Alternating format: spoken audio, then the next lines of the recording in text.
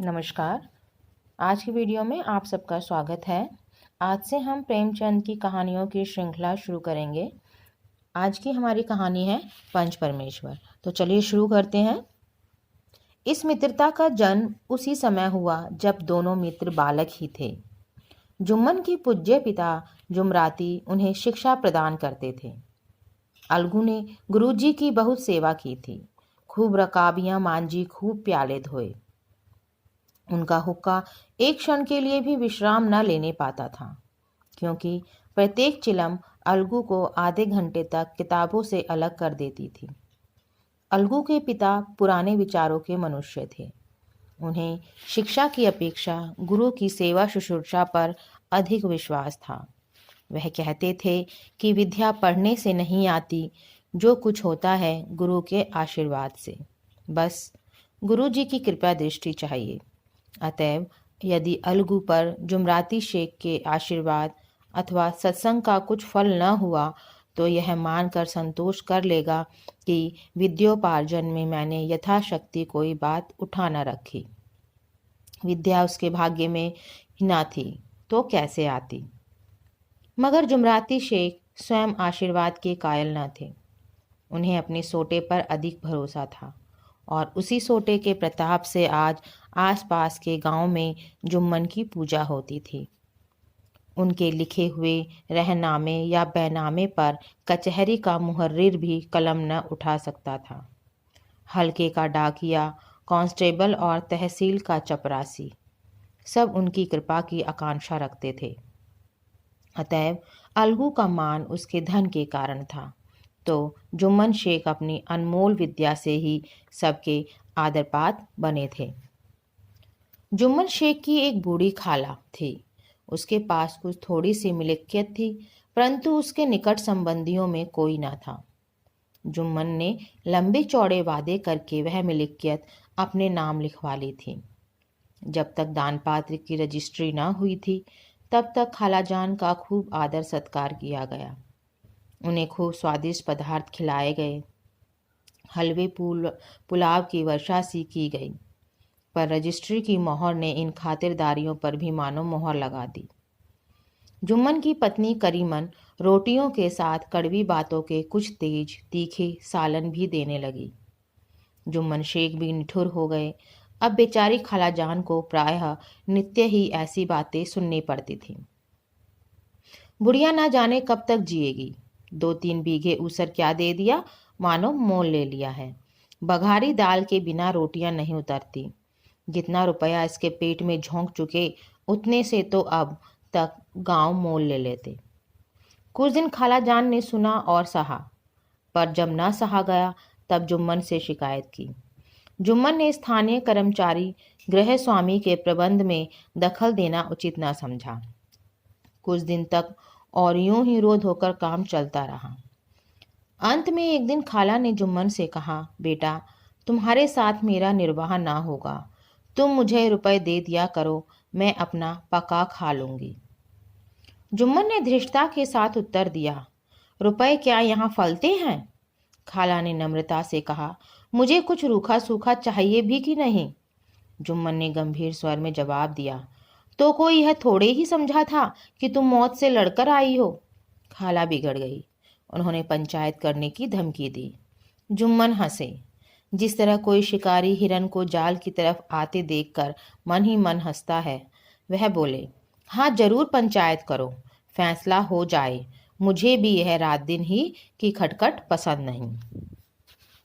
पंचायत में किसकी जीत होगी, इस विषय में जुम्मन को कुछ भी संदेह न था। आसपास के गांव में ऐसा कौन था जो उसके अनुग्रहों का ऋणी ना हो? ऐसा कौन था जो उसको शत्रु बनाने का साहस कर सके? किसमें इतना बल था जो उसका सामना कर सके? आसमान के फरिश्ते तो पंचायत करने आवेंगे नहीं। इसके बाद कई दिन तक बूढ़ी खाला हाथ में एक लकड़ी लिए आसपास के गांव में दौड़ती रही। कमर झुककर कमान हो गई थी। एक एक पग चलना दूभर था, मगर बात आ पड़ी थी, उसका निर्णय करना जरूरी था। बिरला ही कोई भला आदमी होगा जिसके सामने बुढ़िया ने दुख के आंसू न बहाए हों। किसी ने तो यूं ही ऊपरी मन से हूं हाँ करके टाल दिया और किसी ने इस अन्याय पर जमाने की गालियां दी। कहा, कब्र में पांव लटके हुए हैं, आज मरे कल दूसरा दिन, पर हवस नहीं मानती। अब तुम्हें क्या चाहिए? रोटी खाओ और अल्लाह का नाम लो। तुम्हें अब खेती बाड़ी से क्या काम है? कुछ सज्जन ऐसे भी थे जिन्हें हास्य रस के रसास्वादन का अच्छा अवसर मिला। झुकी हुई कमर, पोपला मुंह, सन के से बाल, इतनी सामग्री एकत्र हो तब हंसी क्यों ना आवे।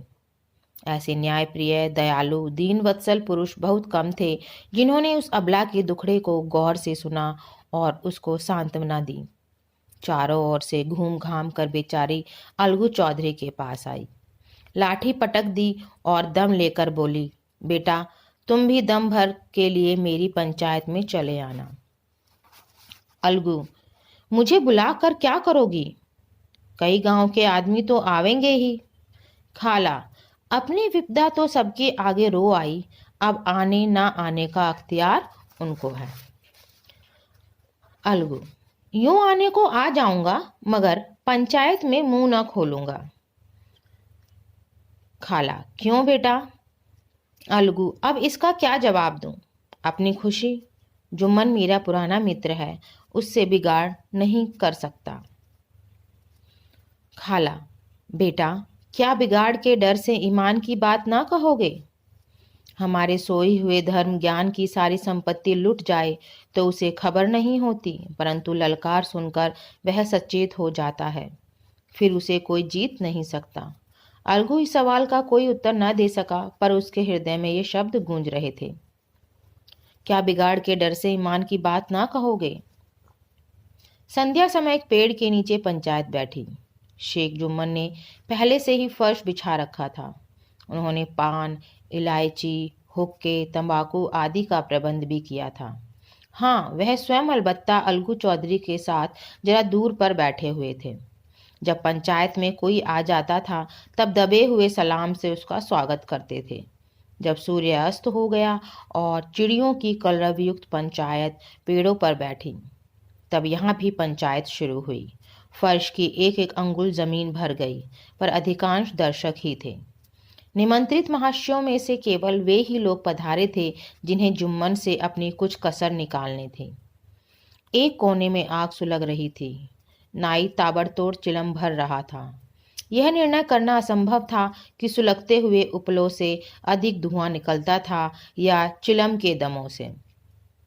लड़के इधर उधर दौड़ रहे थे, कोई आपस में गाली गलौज करते और कोई रोते थे। चारों तरफ कोलाहल मच रहा था। गांव के कुत्ते इस जमाव को भूत समझकर झुंड के झुंड जमा हो गए थे। पंच लोग बैठ गए तो बूढ़ी खाला ने उनसे विनती की, पंचो, आज 3 साल हुए मैंने अपनी सारी जायदाद अपने भांजे जुम्मन के नाम लिख दी थी। इसे आप लोग जानते ही होंगे। जुम्मन ने मुझे तहयायत रोटी कपड़ा देना कबूल किया। साल भर तो मैंने इसके साथ रो धोकर काटा, पर अब रात दिन का रोना नहीं सहा जाता। मुझे ना पेट की रोटी मिलती है ना तन का कपड़ा। बेकस बेवा हूँ, कचहरी दरबार नहीं कर सकती। तुम्हारे सिवा और किसको अपना दुख सुनाऊं? तुम लोग जो राह निकाल दो उसी राह पर चलूं। अगर मुझ में कोई ऐब देखो तो मेरे मुंह पर थप्पड़ मारो। जुम्मन में बुराई देखो तो उसे समझाओ। क्यों एक बेबस की आह लेता है? मैं पंचों का हुक्म सिर माथे पर चढ़ाऊंगी। रामधन मिश्र, जिनके कई असामियों को जुम्मन ने अपने गांव में बसा लिया था, बोले, जुम्मन मियाँ किसे पंच बदते हो? अभी से इसका निपटारा कर लो, फिर जो कुछ पंच कहेंगे वही मानना पड़ेगा। जुम्मन को इस समय सदस्यों में विशेषकर वे ही लोग दिख पड़े जिनमें किसी न किसी कारण उसका वैमनस्य था। जुम्मन बोले, पंचों का हुक्म अल्लाह का हुक्म है। खाला जान जिसे चाहे उसे बदे, मुझे कोई उज्र नहीं। खाला ने चिल्लाकर कहा, अरे अल्लाह के बंदे, पंचों का नाम क्यों नहीं बता देता? कुछ मुझे भी तो मालूम हो। जुम्मन ने क्रोध से कहा, अब इस वक्त मेरा मुंह न खुलवाओ, तुम्हारी बन पड़ी है, जिसे चाहो पंच बदो। खाला जान जुम्मन के आक्षेप को समझ गई। वह बोली, बेटा खुदा से डरो। पंच ना किसी के दोस्त होते हैं ना किसी के दुश्मन। कैसी बात करते हो? और तुम्हारा किसी पर विश्वास ना हो तो जाने दो। अलगू चौधरी को तो मानते हो? लो, मैं उन्हीं को सरपंच बदती हूँ। जुम्मन शेख आनंद से फूल उठे, परंतु भावों को छिपाकर बोले, अलगू ही सही, मेरे लिए जैसे रामधन वैसे अलगू। अलगू इस झमेले में फंसना नहीं चाहते थे। वे कन्नी काटने लगे। बोले, खाला, तुम जानती हो कि मेरी जुम्मन से गाढ़ी दोस्ती है। खाला ने गंभीर स्वर में कहा, बेटा, दोस्ती के लिए कोई अपना ईमान नहीं बेचता। पंच के दिल में खुदा बसता है। पंचों के मुंह से जो बात निकलती है वह खुदा की तरफ से निकलती है। अलगू चौधरी सरपंच हुए। रामधन मिश्र और जुम्मन के दूसरे विरोधियों ने बुढ़िया को मन में बहुत कोसा। अलगू चौधरी बोले, शेख जुम्मन, हम और तुम पुराने दोस्त हैं। जब काम पड़ा तुमने हमारी मदद की है और हम भी जो कुछ बन पड़ा तुम्हारी सेवा करते हैं। मगर इस समय तुम और बूढ़ी खाला दोनों हमारी निगाह में बराबर हो। तुमको पंचों से जो कुछ अर्ज करनी हो करो। जुम्मन को पूरा विश्वास था कि अब बाजी मेरी है। अलगू यह सब दिखावे की बातें कर रहा है। अतएव शांतचित्त होकर बोले, पंचो, 3 साल हुए खाला जान ने अपनी जायदाद मेरे नाम हिब्बा कर दी थी। मैंने उन्हें ताहयात खाना कपड़ा देना कबूल किया था। खुदा गवाह है, आज तक मैंने खाला जान को कोई तकलीफ नहीं दी। मैं उन्हें अपनी माँ के समान समझता हूँ। उनकी खिदमत करना मेरा फर्ज है, मगर औरतों में ज़रा अनबन रहती है, इसमें मेरा क्या बस है। खाला जान मुझसे माहवार खर्च अलग मांगती हैं। जायदाद जितनी है वह पंचों से छिपी नहीं है। उससे इतना मुनाफा नहीं होता कि माहवार खर्च दे सकूं। इसके अलावा हिब्बा नामे में माहवार खर्च का कोई जिक्र नहीं तो मैं भूलकर भी इस झमेले में ना पड़ता। बस मुझे यही कहना है। आइंदा पंचों को अख्तियार है, जो फैसला चाहे करें। अलगू चौधरी को हमेशा कचहरी से काम पड़ता था, अतः वह पूरा कानूनी आदमी था। उसने जुम्मन से जिरह शुरू की। एक एक प्रश्न जुम्मन के हृदय पर हथौड़ी की चोट की तरह पड़ता था। रामधन मिश्र इन प्रश्नों पर मुग्ध हुए जाते थे। जुम्मन चकित थे कि अलगू को क्या हो गया। अभी यह अलगू मेरे साथ बैठा हुआ कैसी कैसी बातें कर रहा था। इतनी ही देर में ऐसी काया पलट हो गई कि मेरी जड़ खोदने पर तुला हुआ है। ना मालूम कब की कसर यह निकाल रहा है। क्या इतने दिनों की दोस्ती कुछ भी काम ना आवेगी?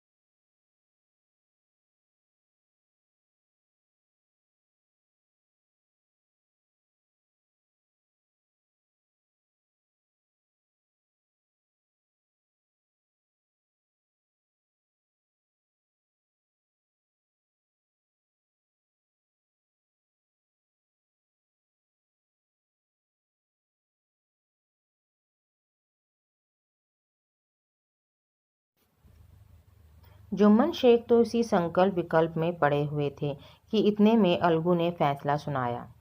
जुम्मन शेख, पंचों ने इस मामले पर विचार किया। उन्हें यह नीति संगत मालूम होता है कि खाला जान को माहवार खर्च दिया जाए। हमारा विचार है कि खाला की जायदाद से इतना मुनाफा अवश्य होता है कि माहवार खर्च दिया जा सके। बस यही हमारा फैसला है। अगर जुम्मन को खर्च देना मंजूर ना हो तो हिब्बानामा रद्द समझा जाए। यह फैसला सुनते ही जुम्मन सन्नाटे में आ गए।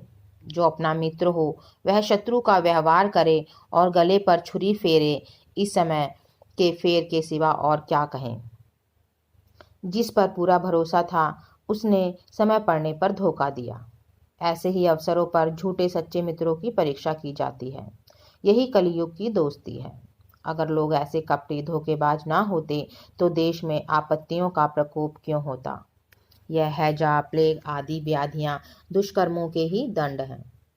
मगर रामधन मिश्र और अन्य पंच अलगू चौधरी की इस नीति परायणता की प्रशंसा जी खोलकर कर रहे थे। वे कहते थे, इसका नाम पंचायत है। दूध का दूध और पानी का पानी कर दिया। दोस्ती दोस्ती की जगह है, किंतु धर्म का पालन करना मुख्य है। ऐसे ही सत्यवादियों के बल पर पृथ्वी ठहरी है, नहीं तो वह कब की रसातल को चली जाती। इस फैसले ने अलगू और जुम्मन की दोस्ती की जड़ हिला दी। अब वे साथ साथ बातें करते नहीं दिखाई देते। इतनी पुरानी मित्रता रूपी वृक्ष सत्य का एक झोंका भी न सहन कर सका। सचमुच यह बालू की ही जमीन पर खड़ा था। उनमें अब शिष्टाचार का अधिक व्यवहार होने लगा। एक दूसरे की आवभगत ज्यादा करने लगा। वे मिलते जुलते थे, मगर उसी तरह जैसे तलवार से ढाल मिलती है। जुम्मन के चित्र में मित्र की कुटिलता आठों पहर खटका करती थी। उसे हर घड़ी यह चिंता रहती थी कि किसी तरह बदला लेने का अवसर मिले। अच्छे कामों की सिद्धि में बड़ी देर लगती है, पर बुरे कामों की सिद्धि में यह बात नहीं होती। जुम्मन को भी बदला लेने का अवसर जल्द ही मिल गया। पिछले साल अलगू चौधरी बटेसर से बैलों की एक बहुत अच्छी गोई मोल लाए थे। बैल पछाई जाति के सुंदर बड़े बड़े सींगों वाले थे। महीनों तक आसपास के गांव के लोग दर्शन करते रहे। देयोग से जुम्मन की पंचायत के 1 महीने के बाद इस जोड़ी का एक बैल मर गया। जुम्मन ने दोस्तों से कहा, यह दगाबाजी की सजा है। इंसान सब्र भले ही कर जाए, पर खुदा नेक बद सब देखता है। अलगू को संदेह हुआ कि जुम्मन ने बैल को विष दिला दिया है। चौधराइन ने भी जुम्मन पर ही इस दुर्घटना का दोषारोपण किया। उसने कहा, जुम्मन ने कुछ कर करा दिया है। चौधराइन और कमरीन में इस विषय पर एक दिन खुद ही वाद विवाद हुआ। दोनों देवियों ने शब्द बाहुल्य की नदी बहा दी। व्यंग्य, वक्रोक्ति, अन्योक्ति और उपमा आदि अलंकारों में बातें हुई। जुम्मन ने किसी तरह शांति स्थापित की। उन्होंने अपनी पत्नी को डांट डपट कर समझा दिया। वह उसे रणभूमि से हटा भी ले आए। उधर अलगू चौधरी ने समझाने बुझाने का काम अपने तर्कपूर्ण सोटे से लिया। अब अकेला बैल किस काम का। उसका जोड़ बहुत ढूंढा गया पर ना मिला। निदान यह सलाह ठहरी कि इसे बेच डाला जाए। गांव में एक समझू साहू थे। वह इक्का गाड़ी हाँकते थे। गांव से गुड़ घी लाद कर मंडी ले जाते। मंडी से तेल भर कर लाते और गांव में बेचते। इस बैल पर उनका मन लहराया। उन्होंने सोचा, यह बैल हाथ लगे तो दिन भर बेखटके 3 खेप हों। आजकल तो एक ही खेप में लाले पड़े रहते हैं। बैल देखा, गाड़ी में दौड़ाया, बाल भौरी की पहचान कराई, मोल तोल किया और उसे लाकर द्वार पर बांध ही दिया। 1 महीने में दाम चुकाने का वादा ठहरा। चौधरी को भी गरज थी, घाटे की परवाह न की। समझू साहू ने नया बैल पाया तो लगे उसे रगेदने। वह दिन में 3-3, 4-4 खेपे करने लगे। ना चारे की फिक्र थी ना पाने की, बस खेपों से काम था। मंडी ले गए, वहां कुछ सूखा भूसा सामने डाल दिया। बेचारा जानवर अभी दम भी न लेने पाया था कि फिर जोत दिया। अलगू चौधरी के घर तो चैन की बंसी बजती थी। बैलराम छठे छमाए कभी बहली में जाते थे। खूब उछलते कूदते और कौसों तक दौड़ते चले जाते थे। वहां बैलराम का रातिब था। साफ पानी, दली हुई अरहर की दाल और भूसे के साथ खली, यही नहीं कभी कभी घी का स्वाद भी चखने को मिल जाता था। शाम सवेरे एक आदमी खरहरे करता, पहुंचता और सहलाता था। कहाँ वह सुख चैन, कहाँ यह आठों पहर की खपत। महीने ही भर में वह पिस गया। इक्के का जुआ देखते ही उसका लहू सूख जाता था। एक एक पग चलना दूभर था। हड्डियां निकल आई थीं, पर था वह पानीदार मार की बर्दाश्त ना थी। एक दिन चौथी खेप में साहू जी ने दूना बोझ लादा। दिन भर का थका जानवर पैर न उठते थे, पर साहू जी कोड़े फटकारने लगे। बस फिर क्या था, बैल कलेजा तोड़कर चला। कुछ दूर दौड़ा और चाहा कि जरा दम ले लूं, पर साहू जी को जल्द पहुंचने की फिक्र थी। अतएव उन्होंने कई कोड़े बड़ी निर्दयता से फटकारे। बैल ने एक बार फिर जोर लगाया, पर अब की बार शक्ति ने जवाब दे दिया था। वह धरती पर गिर पड़ा और ऐसा गिरा कि फिर ना उठा। साहू जी ने बहुत पीटा, टांग पकड़कर खींचा, नथनों में लकड़ी ठूंस दी, पर कहीं मृतक भी उठ सकता है। तब साहू जी को कुछ शक हुआ। उन्होंने बैल को गौर से देखा, खोलकर अलग किया और सोचने लगे कि गाड़ी कैसे घर पहुंचे। बहुत चीखे चिल्लाए, पर देहात का रास्ता बच्चों की आंख की तरह सांझ होते ही बंद हो जाता है। कोई नजर न आया। आसपास कोई गांव भी न था। मारे क्रोध के उन्होंने मरे हुए बैल पर और दुर्रे लगाए और कोसने लगे। अभागे, तुझे मरना ही था तो घर पहुंचकर मरता, ससुरा बीच रास्ते में ही मर गया। अब गाड़ी कौन खींचे। इस तरह साहू जी खूब जल भुने। कई बोरे गुड़ और कई पीपे घी उन्होंने बेचे थे। 200-250 रुपए कमर में बंधे थे। इसके सिवा गाड़ी पर कई बोरे नमक के थे। अतएव छोड़कर जा भी ना सकते थे। लाचार बेचारे गाड़ी पर ही लेट गए। वहीं रत जगा करने की ठान ली। चिलम पी गई, फिर हुक्का पिया। इस तरह साहू जी आधी रात तक नींद बहलाते रहे। अपनी जान में तो वह जागते ही रहे, पर पौ फटते ही जो नींद टूटी और कमर पर हाथ रखा तो थैली गायब। घबराकर इधर उधर देखा तो कई कनस्तर तेल भी नदारद। अफसोस में बेचारे ने सिर पीट लिया और पछाड़ खाने लगा। प्रातःकाल रोते बिलखते घर पहुंचे। सहुआइन ने जब यह बुरी सुनावनी सुनी, तब पहले तो रोई, फिर अलगू चौधरी को गालियां देने लगी। निगोड़ी ने ऐसा कुलच्छनी बैल दिया कि जन्म भर की कमाई लुट गई। इस घटना को हुए कई महीने बीत गए। अलगू जब अपने बैल का दाम मांगते, तब साहू और सहुआइन दोनों ही झल्लाए हुए कुत्ते की तरह चढ़ बैठते और अंड बंड बकने लगते। वाह, यहाँ तो सारे जन्म की कमाई लुट गई। सत्यानाश हो, इन्हें दामों की पड़ी है। मुर्दा बैल दिया था, उस पर दाम मांगने चले हैं। आंखों में धूल झोंक दी, सत्यानाशी बैल गंधे गले बांध दिया। हमें निरा पोंगा ही समझ लिया है। हम भी बनिए के बच्चे हैं। ऐसे बुद्धू कहीं और होंगे। पहले जाकर किसी गड्ढे में मुंह धो आओ, तब दाम लेना। ना जी मानता हो तो हमारा बैल खोल ले जाओ। महीना भर के बदले 2 महीना जोत लो, और क्या लोगे। चौधरी के अशुभ चिंतकों की कमी ना थी। ऐसे अवसरों पर भी एकत्र हो जाते और शाहू के बर्राने की पुष्टि करते। परंतु 150 रुपए से इस तरह हाथ धो लेना आसान न था। एक बार वह भी गर्म पड़े। साहू जी बिगड़कर लाठी ढूंढने घर चले गए। अब सहुआइन ने मैदान लिया। प्रश्नोत्तर होते होते हाथापाई की नौबत आ गई। सहुआइन ने घर में घुसकर किवाड़ बंद कर लिए। शोरगुल सुनकर गांव के भले मानस जमा हो गए। उन्होंने दोनों को समझाया। साहू जी को दिलासा देकर घर से निकाला। वह परामर्श देने लगे कि इस तरह से काम ना चलेगा। पंचायत कर लो, जो कुछ तय हो जाए उसे स्वीकार कर लो। साहू जी राजी हो गए। अलगू ने भी हामी भर ली। पंचायत की तैयारियां होने लगीं। दोनों पक्षों ने अपने अपने दल बनाने शुरू किए। इसके बाद तीसरे दिन उसी वृक्ष के नीचे पंचायत बैठी। वही संध्या का समय था। खेतों में कौवे पंचायत कर रहे थे। विवादग्रस्त विषय था कि मटर की फलियों पर उनका कोई स्वत्व है या नहीं, और तब तक यह प्रश्न हल ना हो जाए तब तक वे रखवाले की पुकार पर अपनी अप्रसन्नता प्रकट करना आवश्यक समझते थे। पेड़ की डालियों पर बैठी शुक मंडली में यह प्रश्न छिड़ा हुआ था कि मनुष्य को उन्हें बेमुरव्वत कहने का क्या अधिकार है, जब उन्हें स्वयं अपने मित्रों से दगा करने में भी संकोच नहीं होता। पंचायत बैठ गई तो रामधन मिश्र ने कहा, अब देरी क्या है, पंचों का चुनाव हो जाना चाहिए। बोलो चौधरी, किस किस को पंच बदते हो। अलगू ने दीन भाव से कहा, समझू साहू ही चुन ले।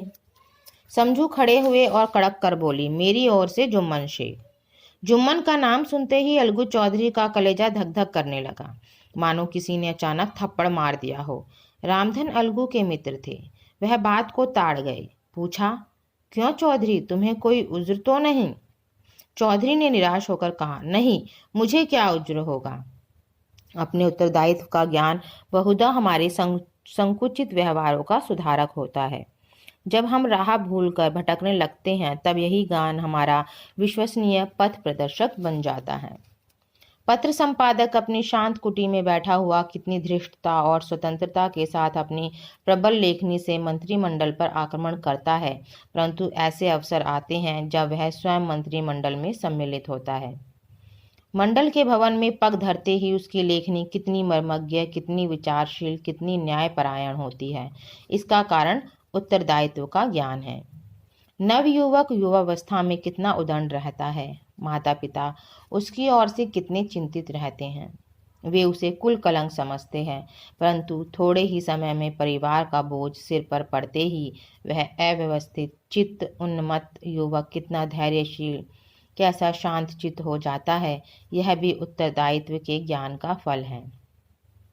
जुम्मन शेख के मन में भी सरपंच का उच्च स्थान ग्रहण करते ही अपने जिम्मेदारी का भाव पैदा हुआ।